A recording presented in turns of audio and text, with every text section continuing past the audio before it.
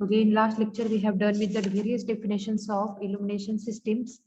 For example, we have done with the definition. First one is the luminous flux. Next, luminous intensity. What is lumen? Candle power, plane angle, lux. Then illumination, MHCP, that is mean horizontal candle power. Then mean spherical candle power, that is MSCP. Mean hemispherical candle power, that is MHCP. Then reduction factor, it is the ratio of MSCP to MSCP to MHCP. Okay. Then lamp efficiency. Now in today's lecture we have to learn the remaining definition. First one is your brightness. What is brightness? Now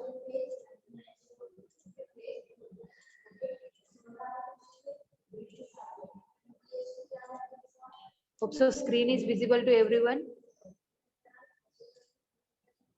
Yes, ma'am. Yes, ma'am.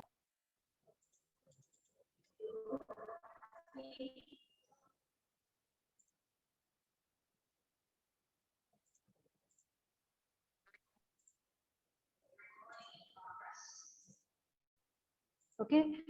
Now brightness. Brightness is what? When the eye received the greater deal of, actually the definition is, if a surface area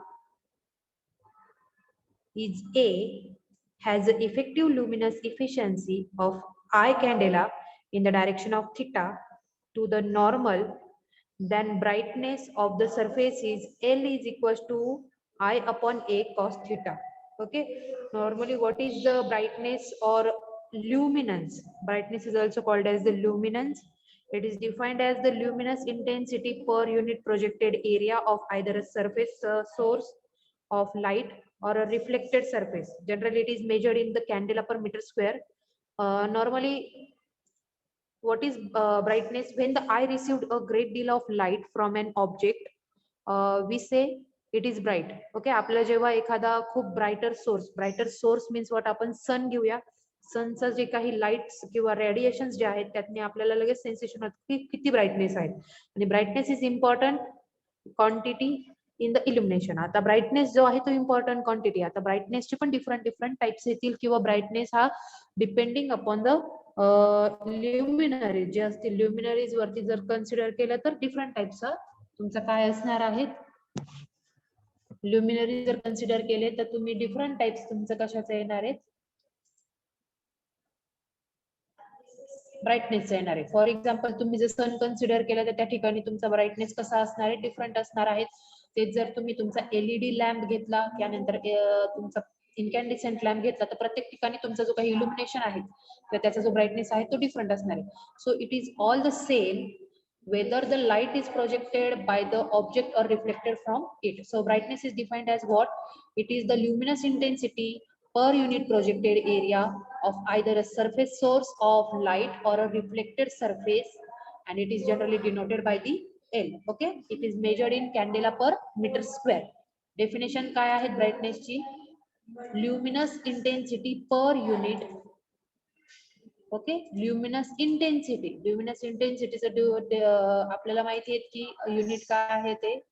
luminous इंटेन्सिटीचे unit आहेत candela. Okay. And next one is area of either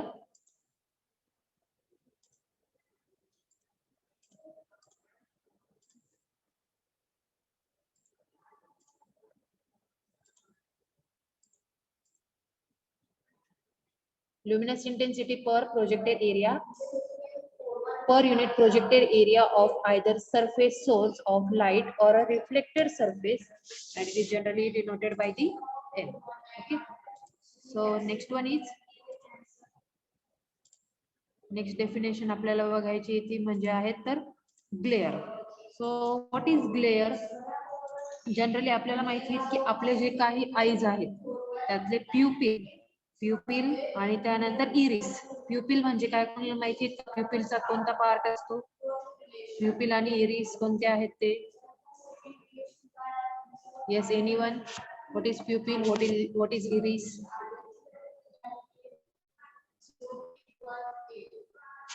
Students, I am audible. Yes, आपला जो ma'am. काही डोळा आहे सगळ्यांना माहिती आहे आपल्या आईज. येस, आपल्या आईज मध्ये जो सेंट्रली जो काही ब्लॅक पोर्शन आहे एकदम सेंटर, तो सेंटर ब्लॅक पोर्शन जो असेल तो म्हणजे आपला काय आहे, कोणी सांगता येईल का त्याला? काय असतो तो ब्लॅक पोर्शन? झॅक, तो असतो इरिस, सॉरी तो असतो प्युपिल. एकदम सेंट्रलला जे आहे त्याला आपण ऍक्च्युली मराठीमध्ये पूर्ण जो डोळा आहे त्याला आपण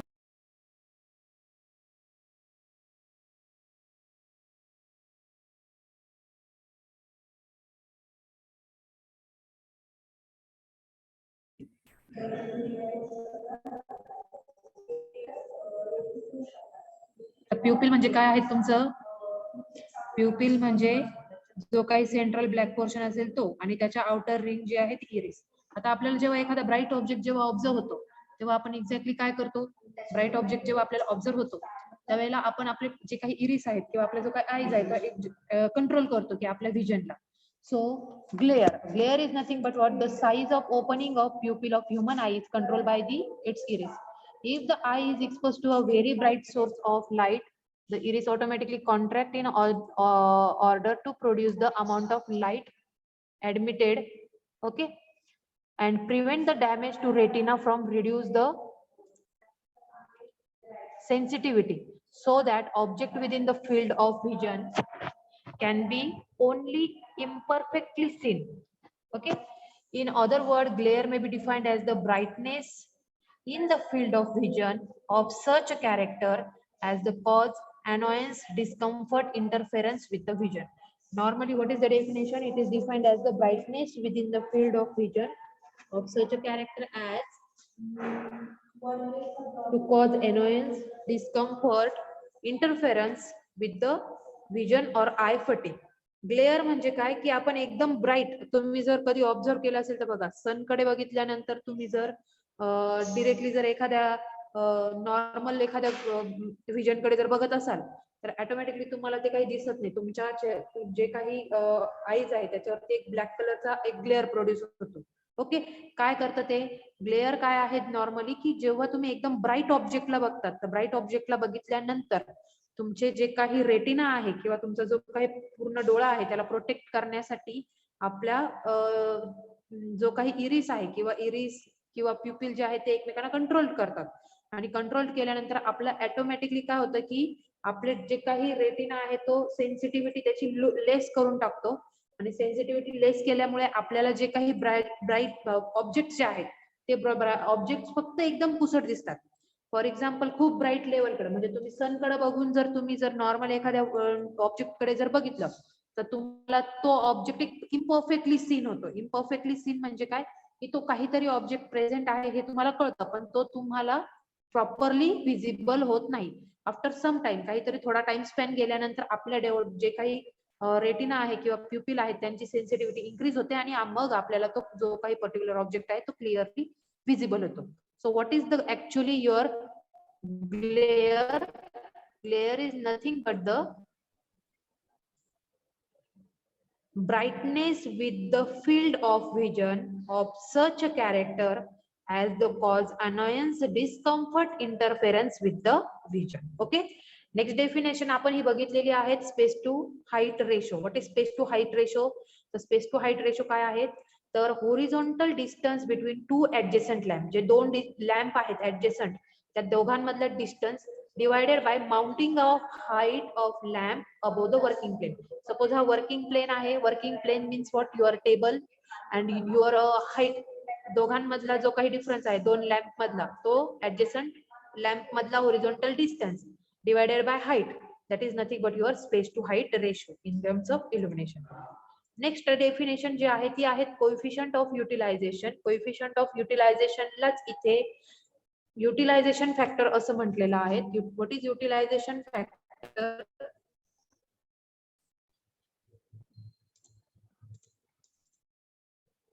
What is the utilization factor?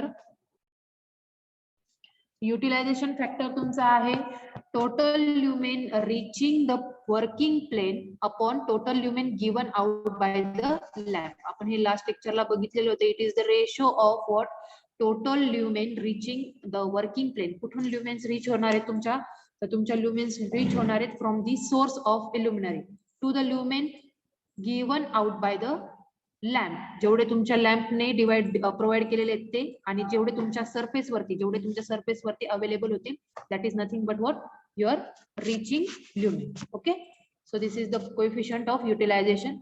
Next definition is your maintenance factor. What is maintenance factor? Maintenance factor पण आपण लास्ट लेक्चरला बघितलं होतं. What is your maintenance factor? It is the ratio of what your illumination under the normal operating condition.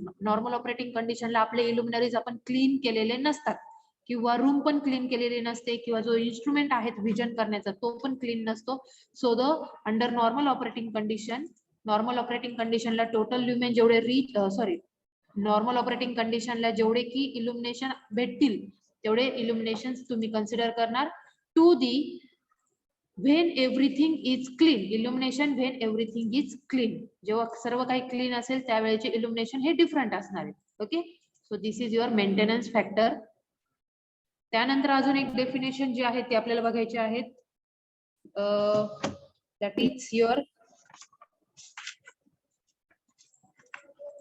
waste light factor. Okay, this is waste light factor. Now what is waste light factor? Whenever the surface is illuminated by a number of sources of light, there is always certain amount of waste of light on account of overlapping and falling of light outside the edges of the surface.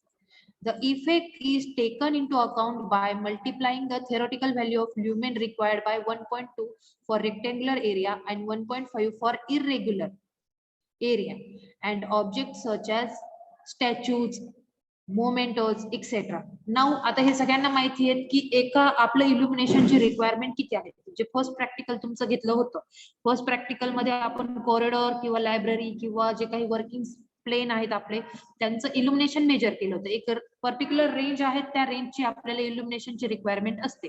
For example कॉरिडॉरचं तुम्ही practical मध्ये major केलं होतं, किती lux होते तुम्ही सांगा, किती lux तुम्ही मेजर केले कॉरिडॉरचे प्रॅक्टिकल मध्ये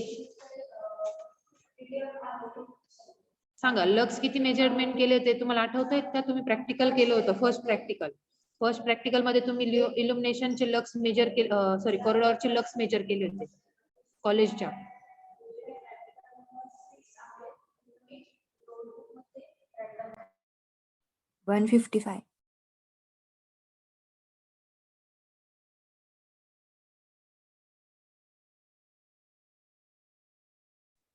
कॉरिडॉरचे लक्स किती होते, किती सांगितलेत तुम्ही?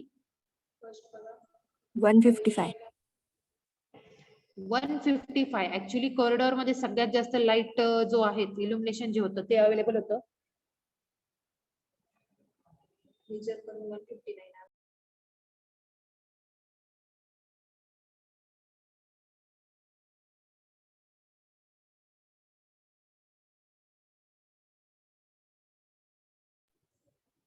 स्टुडंट्स आवाज येतोय का माझा? आय थिंक प्रॅक्टिकलच्या सेटअप नुसार आपले रिक्वायर्ड जे आहेत ते रिक्वायर्ड 300 होते, आणि आपण मेजर जे केले ते तुम्ही म्हणतायत की 159 तुमचं आउटपुट आलेलं होतं किंवा 150च्या आसपास तुमचं आउटपुट आलेलं होतं, पण रिक्वायर्ड किती होते? 300. मग इन दॅट केस आपण तिथे काय यूज करणार आहेत? तर अदर इल्युमिनेशन जे काही सोर्सेस आहेत ते आपण यूज करणार आहेत. नाउ वेस्ट लाईट फॅक्टर जेव्हा एकाच रूम मध्ये तुम्ही मल्टिपल लाइटिंग यूज करतात तेव्हा मल्टिपल लाइटिंग यूज केल्यानंतर तुमची सपोज 300 लक्स ही जर रिक्वायर्ड रेंज असेल तर 300 पेक्षा जर तुमची जास्त रेंज जर गेली, म्हणजे कॉरिडॉर मध्ये पण लाइटिंग जर तुम्ही यूज केली आणि 300 लक्स पेक्षा जर तुमची जास्त लाइटिंग झाली तर त्यावेळेला काय होणार आहे? वेस्ट लाईट होणार आहे. सो दॅट वेस्ट लाईट आपण ते कसं कॅल्क्युलेट करणार? तो वेस्ट लाईट जो आहे तो आपण कसं कॅल्क्युलेट करतो? तो ओव्हरलॅपिंग मुळे झालेला. तर effect is taken into account by multiplying the theoretical value of lumen required by 1.2. आपल्याला जी काही रिक्वायर्ड होती त्याला आपण 1.2 ने कॅल्क्युलेट मल्टिप्लाय करणार फॉर द रेक्टेंग्युलर एरिया, आणि 1.5 ने इरेग्युलर एरिया. सच ऑब्जेक्ट कोणते असतील मग तुमचे स्टॅच्यूज वगैरे जिथे असतील ते. त्यांना मल्टिप्लाय करून मग तुम्ही तो कॅल्क्युलेट करू शकता. नेक्स्ट डेफिनेशन जी आहे ती आपल्याला बघायची होती, that is actually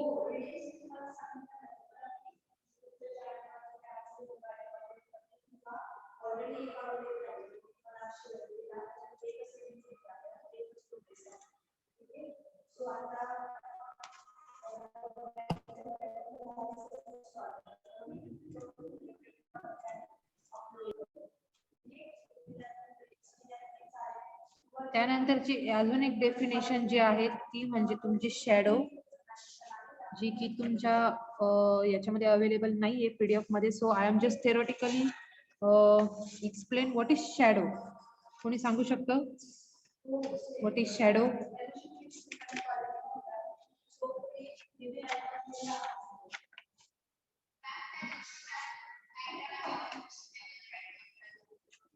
Yes, anyone?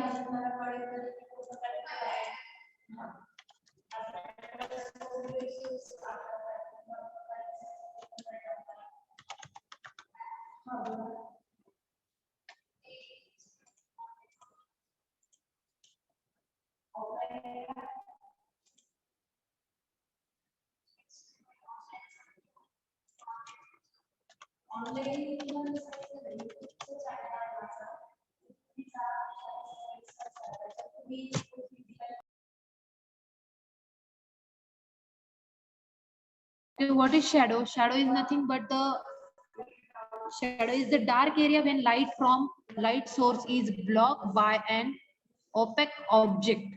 Okay, what is shadow? Shadow is nothing but the dark area where light from light source is blocked.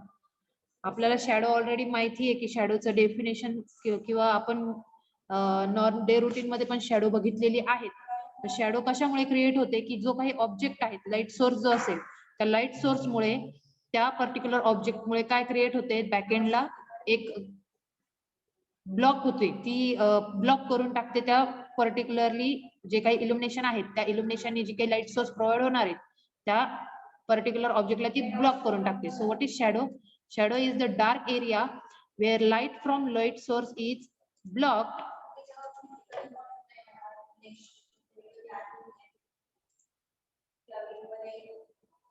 by an opaque object. Okay, so this is all about your definitions. यानंतर आपल्याला start करायचं आहे ते आहेत आपलं पुढचं जे आहे ते लॉ ऑफ इल्युमिनेशन. लॉ ऑफ इल्युमिनेशन मध्ये सगळ्यात पहिला लॉ जो आहे तो आहे तुमचा Lambert cosine law, and second law is your law of inverse square. Okay, so hope so again screen is visible.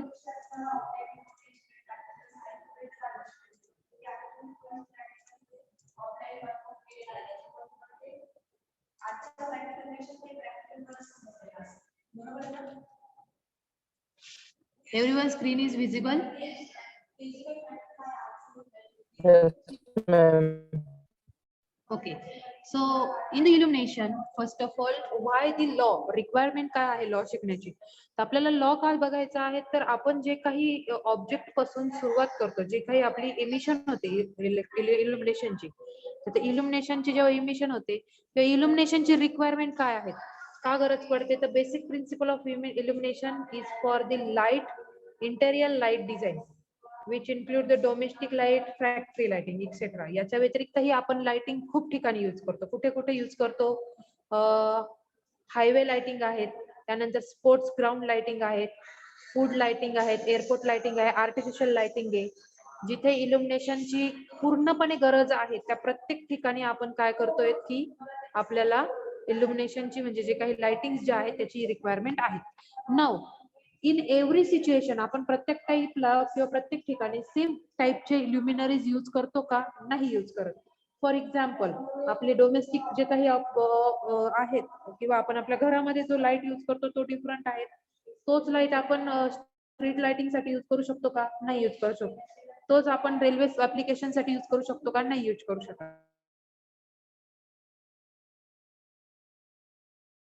जे काही ऍप्लिकेशन आहे ते ऍप्लिकेशन डिफरंट आहे. So first of all we have to learn what is illumination. So what is illumination? Illumination is the luminous flux received by surface per unit area of a surface. आपण हे last लेक्चरला illuminationची definition बघितली होती. What is illumination? Illumination, it is the luminous flux received by surface per unit area. So now आता आपल्याला ह्या illuminationचा use करून inverse law बघायचा आहे. सगळ्यांना डायग्राम दिसते? ओके, इकडे लक्ष द्या. हा आहे तुमचा सोर्स, हा आहे सोर्स. सोर्स पासून जेव्हा तुम्ही इलेक्ट्रिसिटीचा सप्लाय होते किंवा एनर्जी तुमची इमिट होते इल्युमिनेशनची, रेडियंट एनर्जी, तर ती रेडियंट एनर्जी आहे, ती रेडियंट एनर्जी एका पर्टिक्युलर डिस्टन्स पर्यंत कन्सिडर करू की हा डिस्टन्स तुमचा आहे डी. ओके, हा आहे D2 आणि हा आहे D3. या डी पर्यंत तुमचा जो काही इंटेन्सिटी आहे त्या लाईटची ती सेम असणार आहे. तीच इंटेन्सिटी जसा तुमचा डिस्टन्स डबल होतो तर तेवढा तुमचा एरिया पण इन्क्रीज होतो. मग एरिया इन्क्रीज झाल्यानंतर जेवढा डिस्टन्स साठी तुम्ही एरिया 1 साठी कन्सिडर केला होता तेवढाच एरिया तुम्ही सेकंड डिस्टन्स साठी कन्सिडर करणार. थर्ड साठी पण सेम. थर्ड मध्ये पण काय होणार आहे की तुमचा जसं डिस्टन्स इन्क्रीज होईल तर डिस्टन्स इन्क्रीज झाल्यानंतर जेवढ्या एरिया फर्स्ट एरियामध्ये तुमचा इंटेन्सिटी होती तेवढीच इंटेन्सिटी तुमच्या ह्या थर्ड एरियाच्या एका कॉर्नर साठी कन्सिडर केली. आता डायग्राम मध्ये बघितलं आहे की एनर्जी ई, तर इंटेन्सिटीचा यांनी फॉर्म्युला काय सांगितला, intensity E is equal to 1 square. Okay, हा कन्सिडर केला एरिया 1, हा एरिया 2, हा एरिया 3. ओके, किंवा एरिया आर जो आहे तो आपण आर एज अ 1 कन्सिडर केला, तर इथं आपण डी म्हणतोय तर डी स्क्वेअर, त्यानंतर इथं डी स्क्वेअर आणि इथे पण डी स्क्वेअर. तर इथे डी स्क्वेअर काय येईल, 1 square is equal to 1, 2 square is equals to 4 and 3 square is equals to 9. Okay, so area is 9, area is 4 and area is 1. So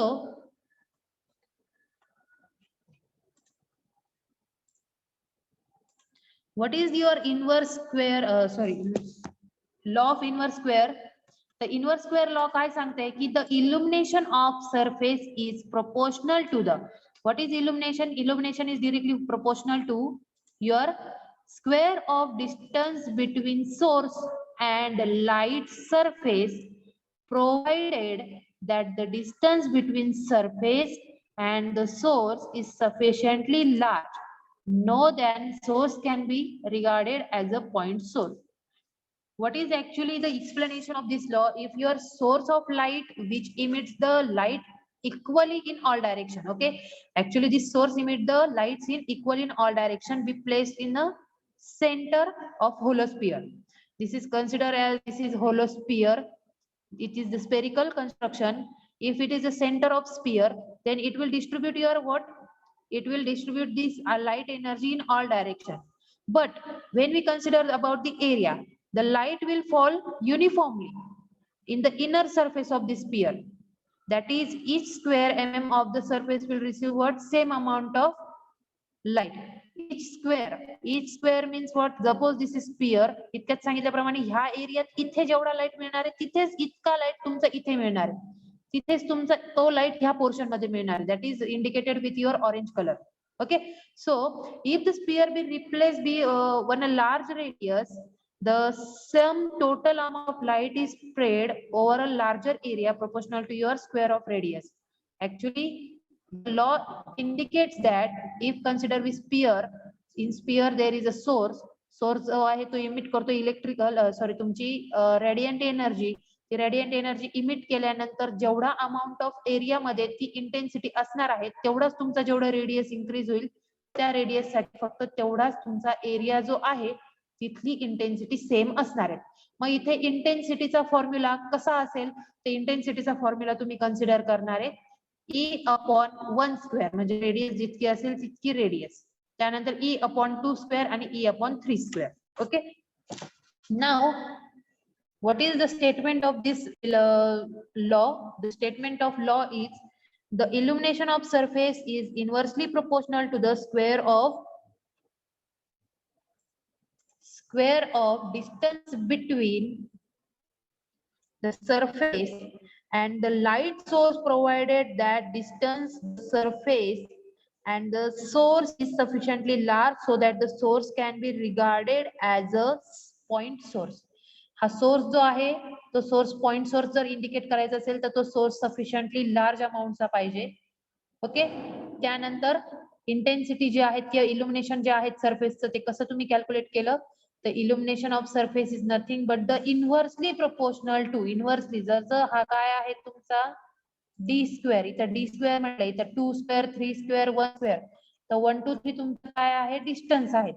तर डिस्टन्सचा स्क्वेअर जर तुम्ही कन्सिडर करत असाल तर illumination is directly proportional to square of distance, which square of distance between source and light surface provided, okay, that distance, and this is your inverse square law. Inverse square हा inversely square असल्या कारणाने याला आपण काय म्हटलंय तर inverse square law म्हटलंय.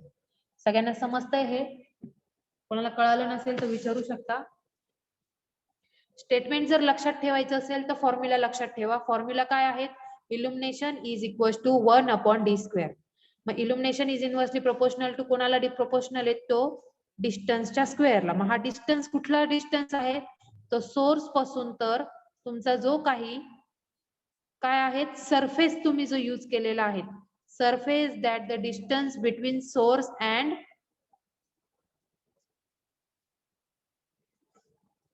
Distance between surface and source जो काय असेल तो असेल तुमचा डी. ओके, आणि तो प्रत्येक वेळेला चेंज होणार आहे.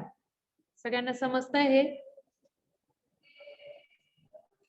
Students, I am audible? Yes, ma'am. Okay. Law जर लक्षात ठेवायचा असेल तर इनव्हर्स स्क्वेअर लॉ काय आहे? तर इनव्हर्स स्क्वेअर लॉ मध्ये तुमचं इल्युमिनेशन आहे, इल्युमिनेशन आहे डिस्टन्स असणार आहे सोर्स पासून रिलेटेड तुमचा हा इनव्हर्स स्क्वेअर लॉ असणार आहे. स्टेटमेंट कसं लक्षात ठेवणार? तर illumination of a surface is inversely proportional to whom? The square of distance between source and light surface. Distance between source and your light surface. आपण लाईट सरफेस केलेला आहे. हा स्फेरिकल आपला जो